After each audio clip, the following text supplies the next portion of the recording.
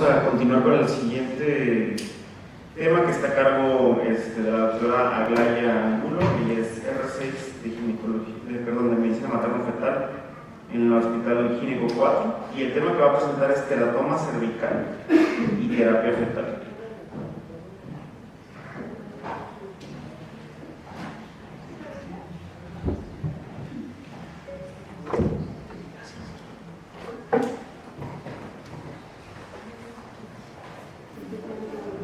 ¿Pueden poner la presentación, por favor?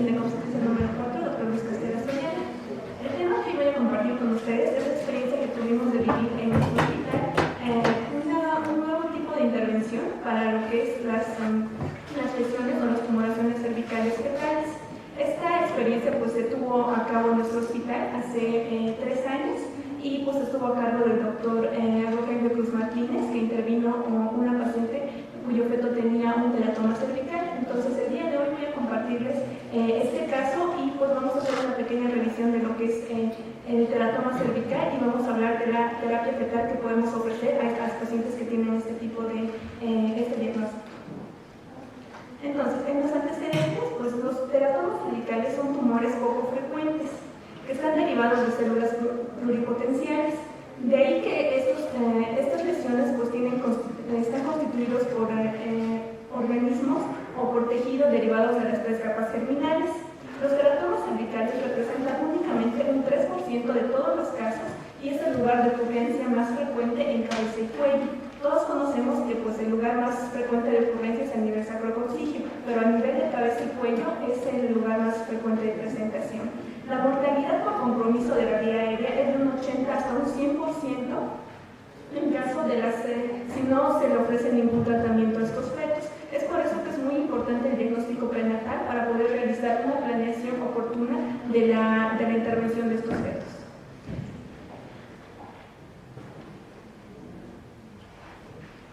Bueno, entonces, estos tumores, como les había comentado, son poco frecuentes. Tienen una incidencia de 1 en 20.000 a 1 en 40.000. Es por eso que son muy poco frecuentes y el diagnóstico debe ser altamente sospechado para poder realizar una terapia oportuna. El 5.5% de los teratomas neonatales van a estar constituidos por este diagnóstico. Y pues en la literatura tenemos menos de 300 casos reportados precisamente por la baja frecuencia de presentación que tienen estas lesiones y debido a que la tasa de presentación pues es en recién nacidos vivos. Entonces esto nos hace sospechar que la incidencia puede ser aún mayor en productos de embarazos que se interrumpen, ya sea por decisión materna o por el mal pronóstico fetal que conlleva este diagnóstico. Afectan a ambos sexos por igual y a todos los grupos poblacionales.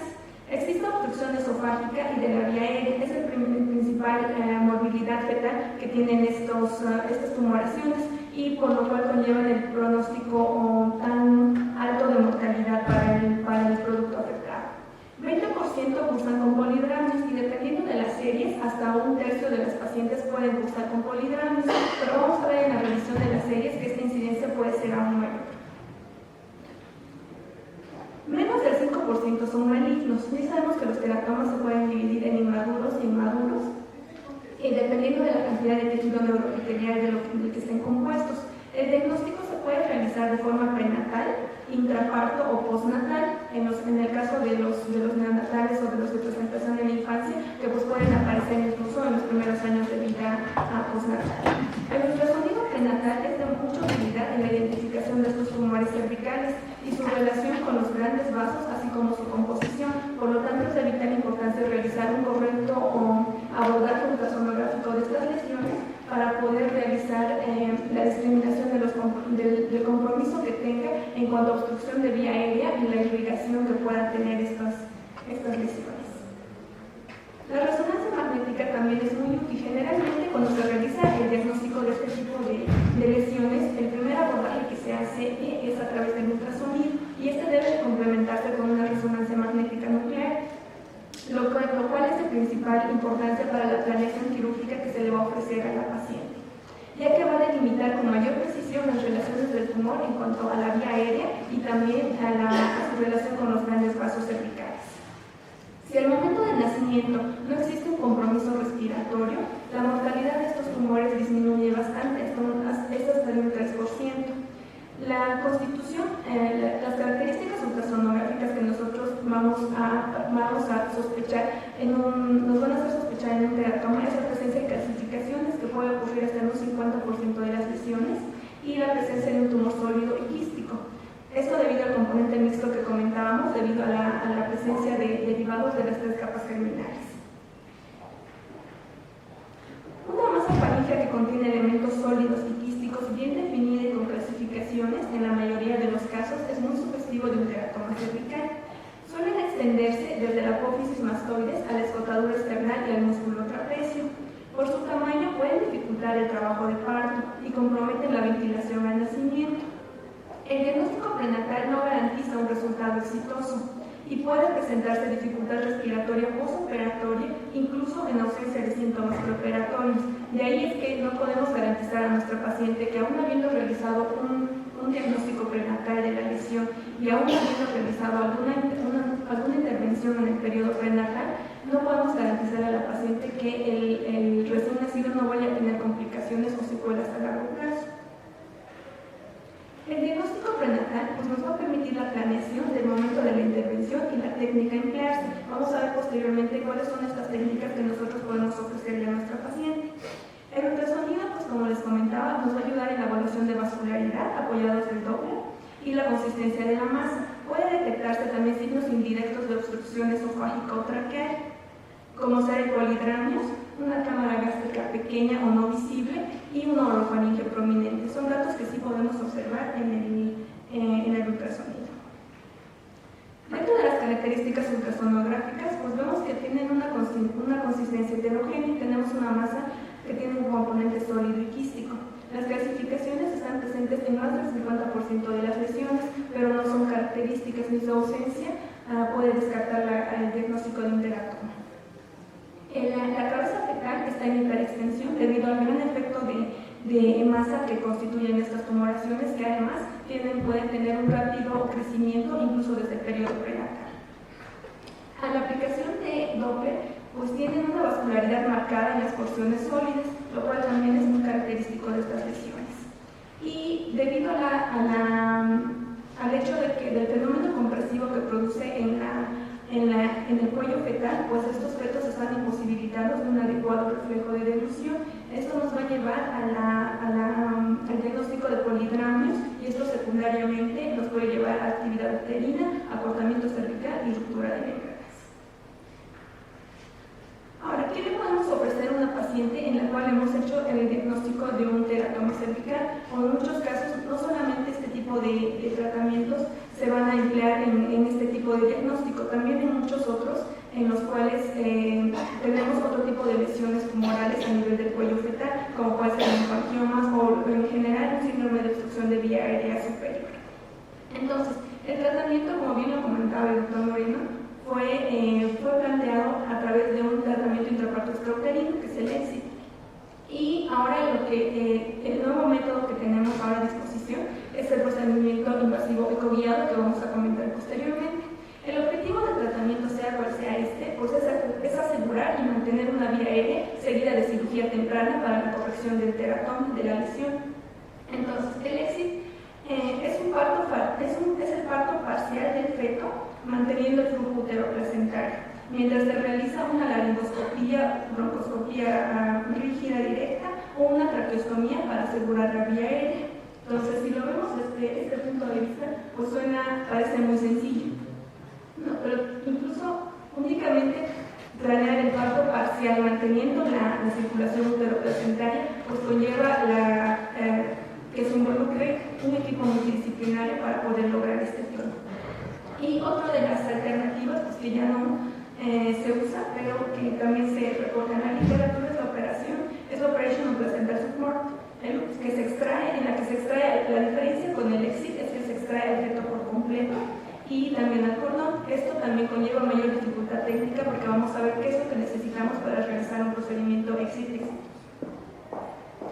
Entonces, acá les comento, existen varias revisiones y reportes de caso en la literatura. Como les comento, es una patología de muy baja frecuencia de presentación y pues la mayoría de la literatura son reportes de casos pequeños. En esta revisión les voy a presentar 3 casos. En el caso número 1 tenemos una mujer de 42 años, esta 4 con un parto y 2 abortos previos, que acude cursando un embarazo de 29 semanas de gestación, referida por polidramios. A la realización del ultrasonido se descubre que la causa del polidramios es una masa cervical. Se realizó amniodrenaje por el polidramios, tenía un ILA de 48. Entonces se realiza amniodrenaje y resonancia magnética nuclear como complementación del ultrasonido inicialmente realizado, en el que se reportan unas dimensiones de la lesión de 13 por 3 por 8 centímetros con componente sólido y quístico, con compresión de la vía aérea, laringe y tráquea con desplazamiento importante.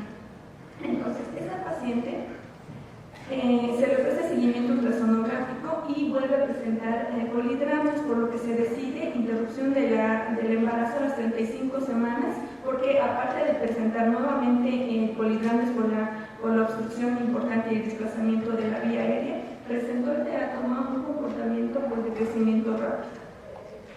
Se le propuso la realización del EXIT. Se realizó intubación orotraqueal siguiendo los parámetros que les comenté de un parto parcial del feto y broncoscopías fallidas.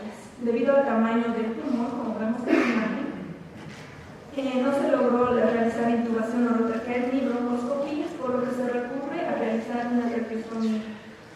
Se logró permeabilizar vía aérea mediante traqueostomía, pero se ocuparon durante todo el tiempo del neonato parámetros ventilatorios muy altos, por lo que se presentó como complicación neumotórax, bradicardia y finalmente el recién nacido cayó en paro y falleció.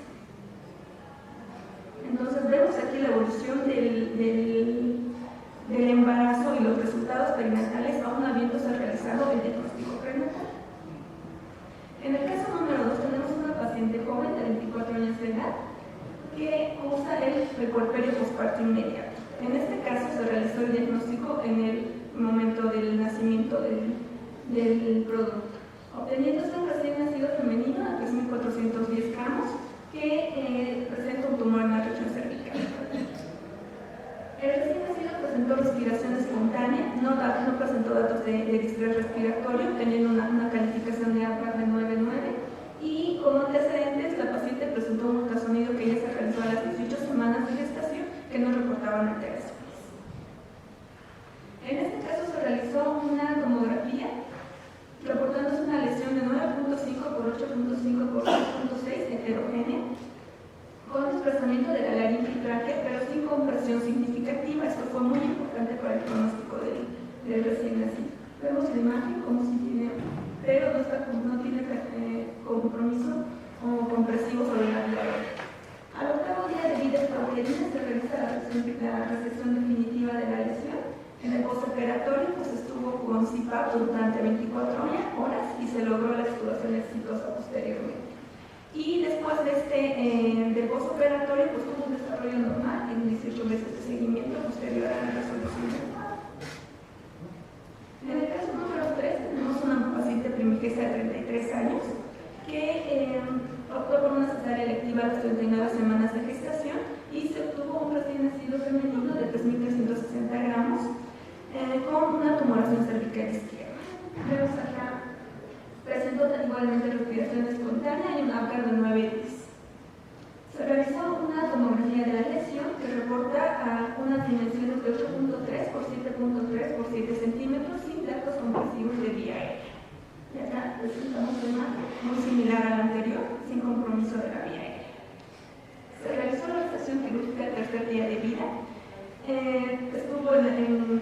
y después de la gestación pues pasan a la unidad de cuidados intensivos neonatales, en el que no se logra la extubación.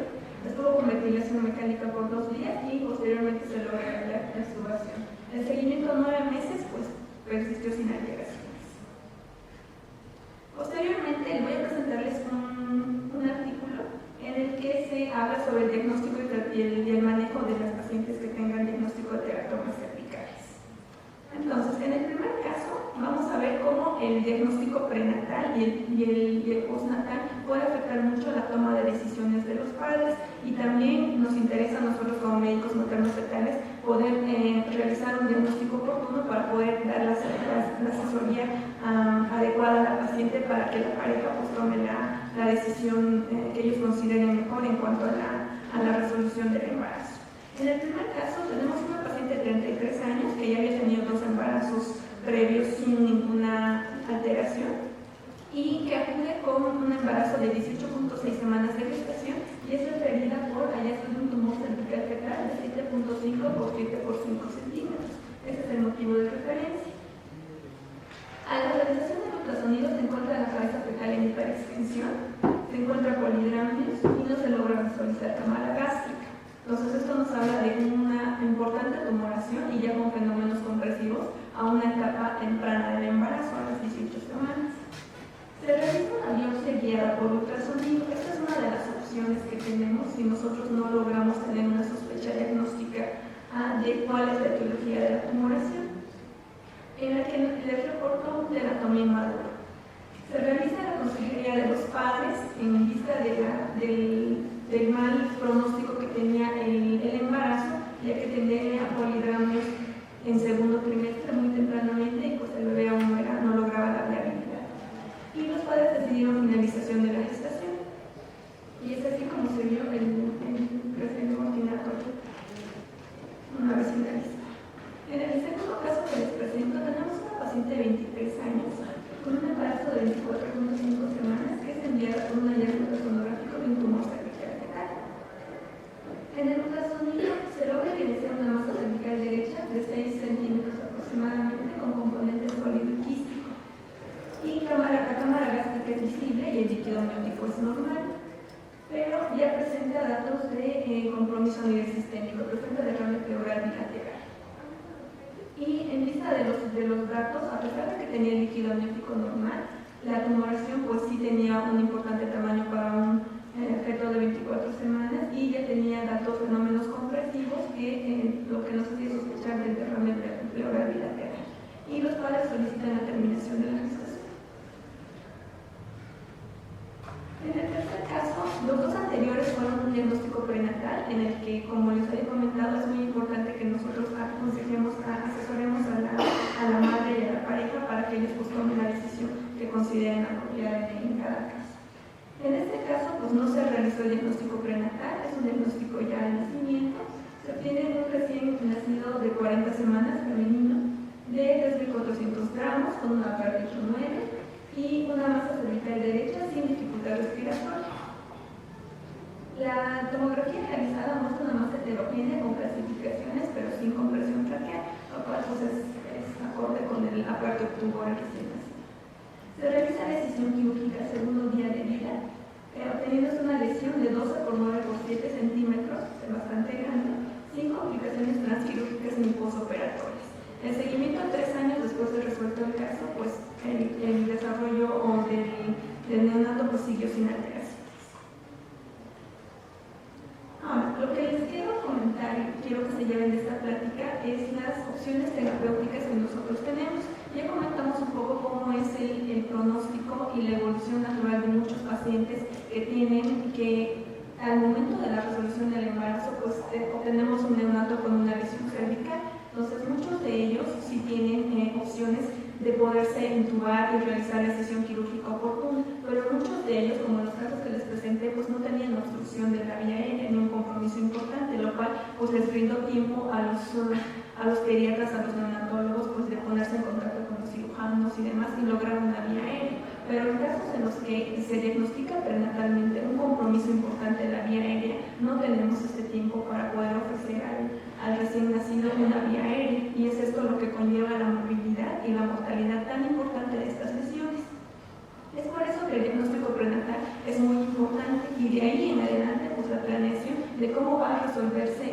caso de esa paciente y qué le vamos a ofrecer a ese feto y a ese recién nacido.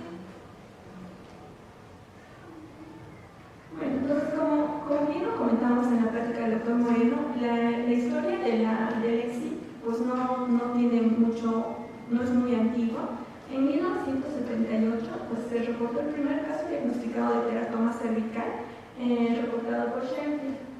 En 1985, Hollington y colaboradores realizan una laringoscopía y broncoscopía directa inmediatamente después del nacimiento de un feto con este diagnóstico para asegurar vía aérea para ofrecerle posteriormente la resección quirúrgica. 5 años después, en 1990, Kelly y colaboradores reportan el primer caso de intubación orotraqueal, preservando la circulación fetoplacentaria, o sea que ya de aquí, desde 1990, pues empieza a surgir lo que conocemos como el EXI. Y a partir de 1996, el equipo de la Universidad de California en San Francisco ya estandarizó el procedimiento para la reversión de la oclusión traqueal en fetos que habían sido sometidos al procedimiento para el tratamiento prenatal de la hernia diafragmática. Entonces fue ahí como empezó a surgir la necesidad de realizar un procedimiento con un parto parcial del feto para poder revertir la oclusión traqueal, como lo comentó el doctor Moreno en su plática, y posteriormente se fueron empleando para otras indicaciones. Entonces, originalmente pues, fue desarrollado con este propósito de revertir la oclusión traqueal, y otras indicaciones que pueden también ser susceptibles y beneficiarse del EXI pues, son malformaciones pulmonares y el síndrome de obstrucción de la vía aérea superior, sea esta cual sea, pueden ser hemangiomas, linfangiomas, pueden ser teratomas cervicales, y pues el artículo que les presento pues tiene un tiempo de estudio en el que se registraron todos los casos reportados de teratomas cervicales en el Children's Hospital de Filadelfia entre septiembre de 1995 y septiembre de 2010. Es la revisión de casos pues, más extensa, ya vimos que no existen muchos casos reportados, pero en general tuvieron 17 casos de teratomas cervicales en el tiempo de estudio. 10 de ellos, a pesar de que la literatura nos reporta que no existe una preferencia en cuanto al sexo, sí vimos que en todos los reportes de casos y demás son más frecuentemente afectadas las mujeres. Y pues en este caso pues no es la excepción. Tenemos que de las 17 pacientes con diagnóstico de teratoma cervical, 10 fueron mujeres y 7 fueron hombres. Luego aquí vemos que la edad gestacional al momento de la realización del EXI fue en promedio 35 semanas. La principal causa es que produce un polidramio secundario. Entonces estas pacientes generalmente llegan con ruptura de membranas, en trabajo de parto y pues muchas veces no dan tiempo a la planeación del EXI. El peso neonatal al nacimiento en promedio fue de 2.500 gramos, o sea un peso bastante adecuado. Ya comentamos que fueron 10 mujeres y 7 varones, y la vía de acceso en 8 de ellos se realizó intubación mediante cánula orotraqueal o intubación retrógrada, y en el resto se requirió traqueostomía. Desde la histerotomía hasta que se ocluyó el cordón umbilical, pues como en muchos de ellos no tenemos el registro de tiempo, pero vemos cómo existe un tiempo de 58 minutos, 16 minutos, entonces puede ser un procedimiento o tan rápido que prolonga muy poco el tiempo de la quirúrgico, o si puede requerir bastante tiempo, más de 1 hora, para poder lograr asegurar la vía aérea en el recién nacido. La resección, pues en general ocurrió en algunos hasta 39 días, hasta el día número 39, pero en la mayoría de ellos se realizó la resección quirúrgica temprana. En cuanto se logró la vía aérea y la estabilización del recién nacido, pues se procedió a la resección quirúrgica de la lesión. De la serie de 17 casos que nos presentan en este artículo, hubieron 4 muertes neonatales y pues todas ellas fueron debido a hipoplasia pulmonar, debido al fenómeno compresivo de la lesión sobre los pulmones. Y pues el peso de las lesiones una vez retiradas pues fue desde 40 gramos hasta 990 gramos, casi 1 kilo de las lesiones. Bueno, hablando un poquito de lo que es el EXI, pues los requerimientos de esto evidentemente necesitan un diagnóstico prenatal temprano, ya que requiere una planeación de todo un equipo multidisciplinario altamente especializado en la realización de este tipo de procedimientos. Se requiere una cirugía fetal abierta, por lo tanto es el primer tiempo quirúrgico de lo que va a ser el nacimiento de este feto, que va a requerir relajación uterina, ya que necesitamos el parto parcial del feto en el que únicamente se va a extraer la cabeza, parte del dorso y los brazos. Necesitamos que el útero esté relajado, porque si empieza con la contracción que sigue al nacimiento del feto, pues vamos a tener la suspensión de la perfusión placentaria, que es vital para este procedimiento, y también de la oxigenación fetal, por lo tanto no funcionaría nuestro procedimiento.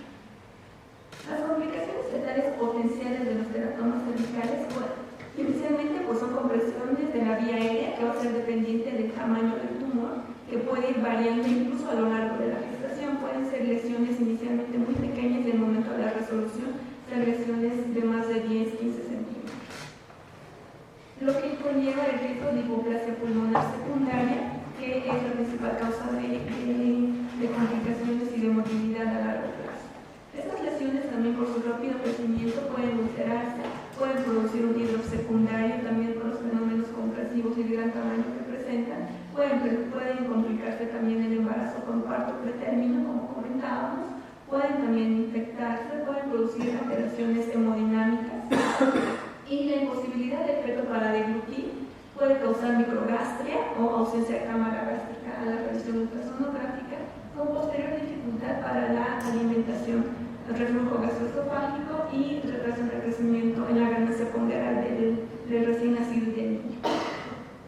También puede causar hipotiroidismo secundario por la ubicación anatómica que tienen estas lesiones y debilidad motora cérvico-facial si existe un compromiso a nivel nervioso. Ahora, las complicaciones maternas potenciales del procedimiento EXI es que podemos tener, este procedimiento se realiza con anestesia general, no es posible realizarlo con bloqueo, con anestesia regional, ya que necesitamos que el útero esté relajado y la relajación se realiza a través de anestésicos que se administran de forma general.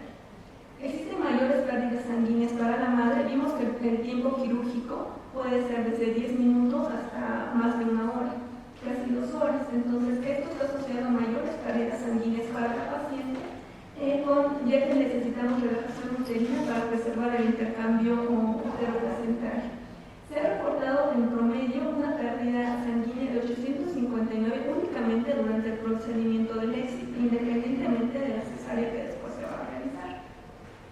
No más o menos 430 ml únicamente en el tiempo quirúrgico que dura el EXI. Existe mayor tiempo quirúrgico, se ha registrado en promedio desde 109 hasta 165 minutos que se requieran para lograr asegurar la vía aérea del recién nacido. Existe riesgo de ruptura uterina en gestaciones posteriores porque este tipo de incisiones uterinas que se realizan son corporales, a veces son fúndicas y dependiendo de la localización placentaria pueden ser incluso en cara posterior del útero. Entonces, en caso de realizarse una esterectomía diferente a la que el riesgo de una ruptura uterina en embarazos posteriores es importante para nuestra paciente. Ahora, el tratamiento definitivo de los teratomas cervicales es quirúrgico, es decisión quirúrgica. La mortalidad intraoperatoria, aparte de que el neonato es sometido al procedimiento de EXI, a la intubación, pues la mayoría de ellos son sometidos a la resección quirúrgica el mismo día del nacimiento. Y esto les conlleva una mortalidad intraoperatoria desde un 9 hasta un 15%, nada de especial. Pero sin tratamiento, estas lesiones pueden tener una mortalidad hasta del 100%. Dentro de las complicaciones postoperatorias, pues dependiendo del grado del tamaño del tumor y del grado de afectación a las estructuras vecinas, podemos tener lesiones al nervio laringio recurrente, al hipogloso o lesiones a los nervios mandibulares marginales. Y otra de las complicaciones reportadas y consecuencia del fenómeno compresivo pues es la traqueomalacia. Estos recién nacidos pues van necesariamente a la unidad de cuidados intensivos neonatales en donde están bajo apoyo ventilatorio. El promedio de requerimiento ventilatorio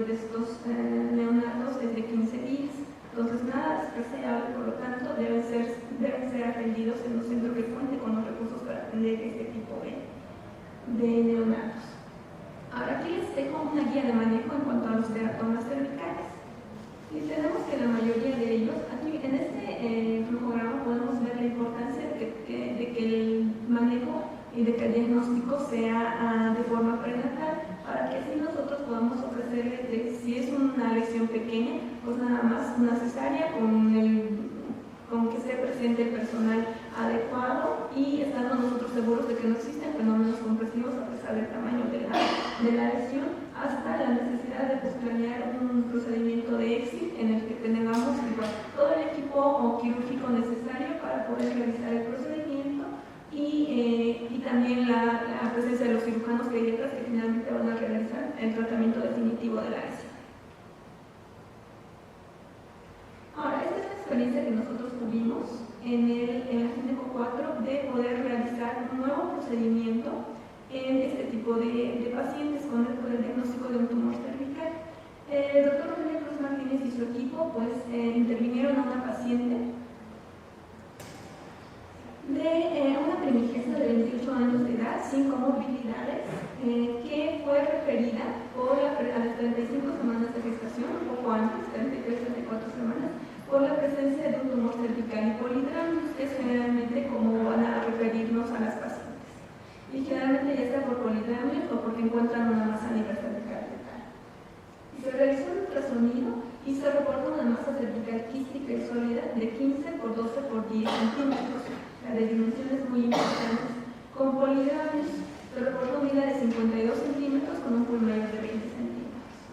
Se realizó en primera instancia un amniodrenaje en el que se obtuvo unos 5.500 ml de líquido amniótico claro, y posterior al amniodrenaje la paciente inició con actividad uterina y rompió membranas posteriormente.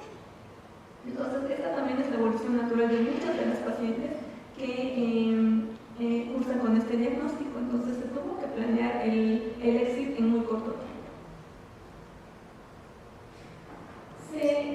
En base al diagnóstico que la paciente tenía y que ya habíamos realizado el amniodrenaje y la paciente pues presentó esta complicación de la ruptura de membranas, se le ofreció a la pareja las dos posibilidades, la que ya les comentaba del EXIT, de realizar un parto parcial con todo el equipo disponible médico para atender al recién nacido y de asegurar una vía aérea, pero también se le propuso a la paciente que probar un método diferente, que es una traqueoscopía fetal, para poder lograr el nacimiento del feto ya intubado. O sea, que el nacimiento se lograra con una vía aérea ya asegurada. Se comentaron ambos procedimientos con la pareja y ellos firmaron consentimientos informados para ambos procedimientos. Sea que no se lograra la intubación endotraqueal previo al nacimiento, pues ellos autorizaban la realización del EXIT en caso de que la primera no fuera posible de realizarse. Entonces, el procedimiento que el doctor Cruz Martínez les ofreció, pues tiene, el acrónimo tiene las siglas de FETI, que significa Fetal Endoscopic Tracheal Intubation, que es precisamente eso, lograr que el feto, que el neonato nazca ya con la vía aérea asegurada.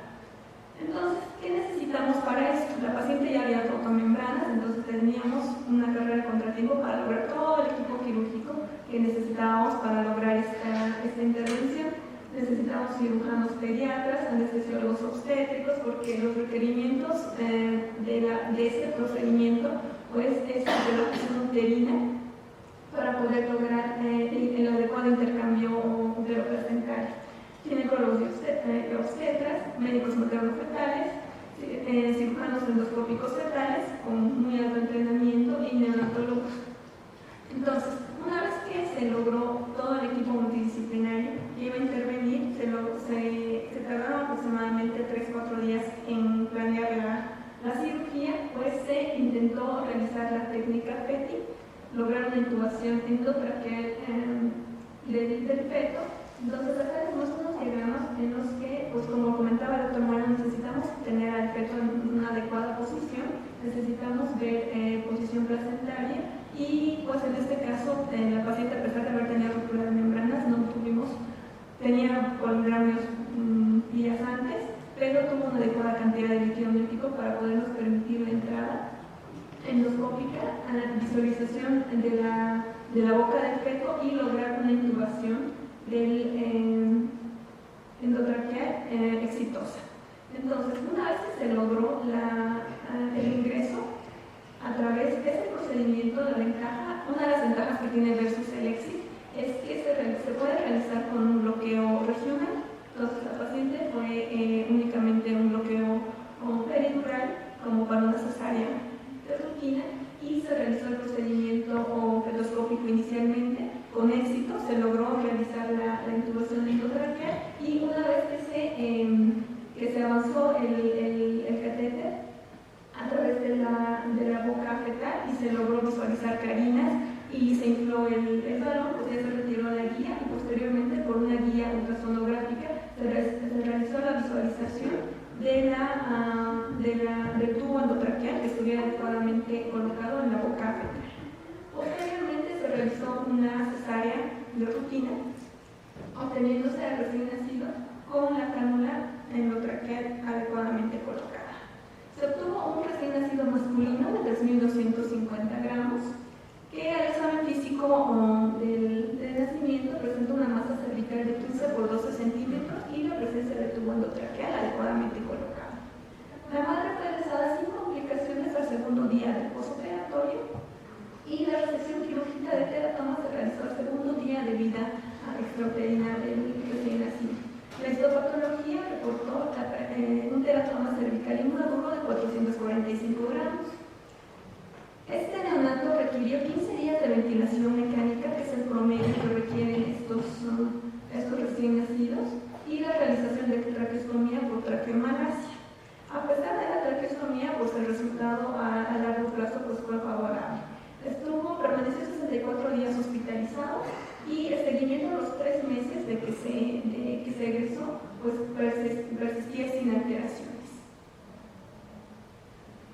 Entonces, las conclusiones a las que podemos llegar de estos dos procedimientos que les presenté en esta plática, pues es que el EXIT requiere evidentemente mayor tiempo quirúrgico, porque son 2 tiempos quirúrgicos con cirugía abierta, con mayor morbilidad para la madre, principalmente debido a mayor pérdida sanguínea, y también el riesgo anestésico, ya que necesitamos preservar la relajación uterina para evitar un desprendimiento o accidentes de cordón.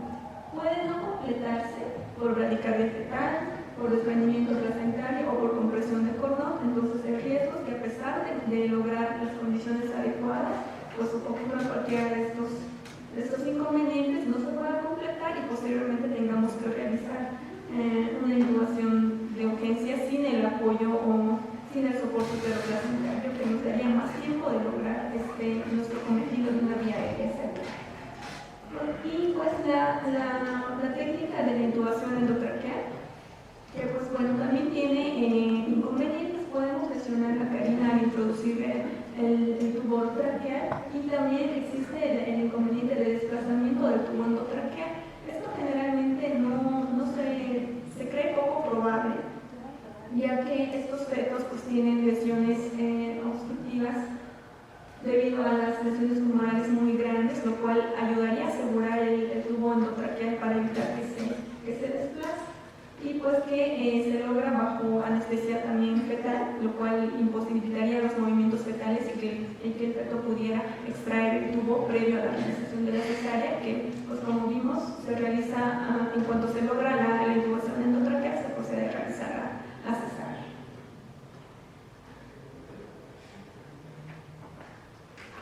Muchas gracias.